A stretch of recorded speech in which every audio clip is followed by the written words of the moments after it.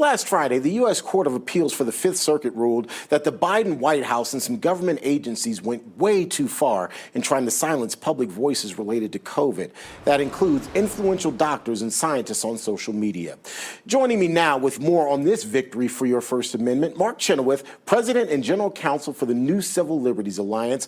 Mark was also the former Chief of Staff to Congressman Mike Pompeo. Mike, good morning. Good to see you. Good to be with you this morning. Thanks for having me. All right, so are we actually seeing the tide turn when it comes to public discourse related to COVID? Well, I'd like to think that's true. If we're going to see the tide turn, it's going to be in part because the social media companies are no longer being directed by the federal government to remove the sort of posts that contradict the government's narrative about this. The government has a right to its own free speech, but it doesn't have a right to take down the speech it disagrees with. You know, you kind of broached this next question. There, of course, have been several major rulings about collusion between the government and social media as it relates to silencing certain voices when it comes to COVID. So have those rulings, in your mind, created a bit more of a welcoming environment, if you will, for free speech, specifically when it comes to COVID? I hope that they have removed some of the chill on free speech. You know, Judge Doughty in the Western District of Louisiana said that this was a massive Orwellian scale level of censorship that the federal government was taking part in.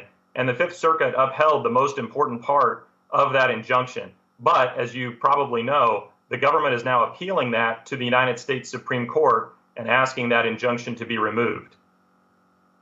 You know, when I look at the way the government has handled some of these cases related to free speech and COVID, it almost feels like the government has bullied the public, has bullied doctors, has bullied any voice, if you will, that has been contrarian to its narrative.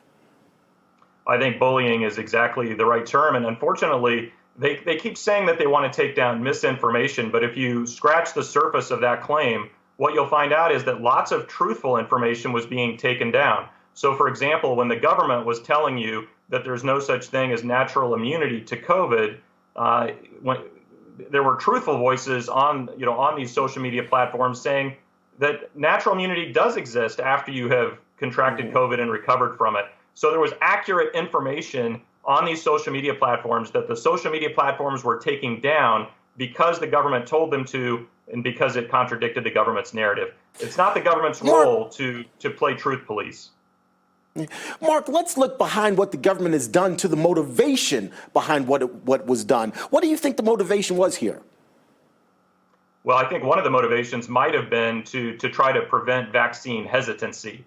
But, you know, some level of vaccine hesitancy it probably made sense, particularly for children. It didn't, you know, the science doesn't necessarily support getting vaccines for children. There were other folks who didn't need the vaccine. For example, people with natural immunity who recovered from COVID, they weren't getting a major benefit from it, and they should have been allowed to make those decisions themselves. Their jobs should not have been put at risk, for example, for refusing a COVID shot. Mark, people on the right typically have called some of those who have decided to take the vaccine sheep, saying that the government narrative kind of influenced them into doing so. Is the bigger picture here that the government is trying to influence the American people, that the government is trying to control the American people? I do think that there's an element of control here. And what we've seen is and we represent clients who have been vaccine injured.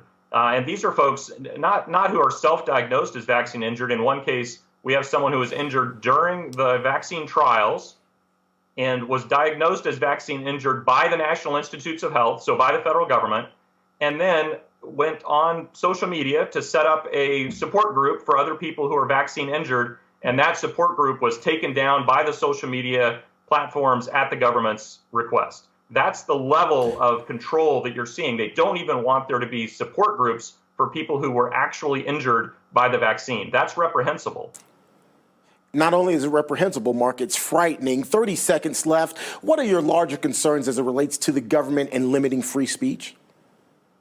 Well, my concern is that the government can't be the truth police. And what we've shown in this case is that there are we had 17 agencies that were defendants in this lawsuit that were participating in widespread censorship at an unprecedented level across multiple agencies, across multiple social media platforms, and they were shutting down truthful and accurate speech. We can't have that in this country if we're going to preserve our freedom. Mark Chenoweth, we appreciate your time this morning dropping truth bombs, as they say. Thanks so much.